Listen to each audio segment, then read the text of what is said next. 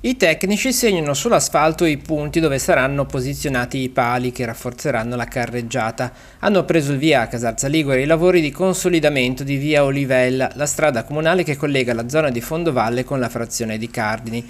Diversi i punti in cui l'asfalto mostra segni di cedimento. Con una spesa di oltre 500.000 euro, il comune ha deciso di mettere in sicurezza questo tratto di viabilità. Diverse centinaia i metri di palificata che verranno realizzati in diversi punti. Previsti anche alcuni interventi a monte per la sistemazione del versante con la realizzazione di gabbie di contenimento e la posa dei massi.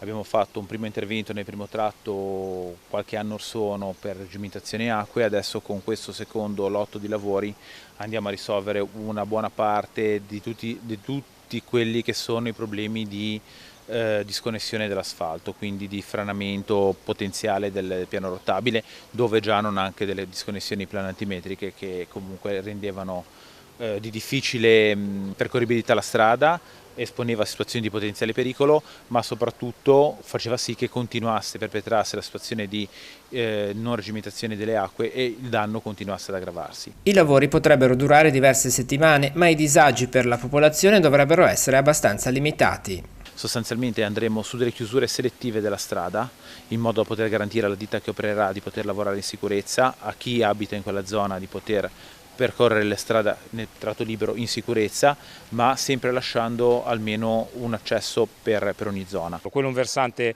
fondamentale per il nostro comune perché raccoglie sia la zona di Verici che quella di Cardini, lì ci passano anche i mezzi pubblici, ci passa il pulmino delle scuole, quindi con questo intervento mettiamo in sicurezza tutta la viabilità. Ci sarà qualche momento nel quale dovremo chiudere temporaneamente alcuni tratti di strada, ma ringrazio anche per questa intervista per dire ai cittadini che faremo in modo di comunicarlo tempestivamente e di limitare il disagio il più possibile, anche perché siamo in periodo estivo, capiamo ci sono anche delle attività ricettive sulla zona, quindi cercheremo di contemperare le esigenze dei lavori con quelle della viabilità.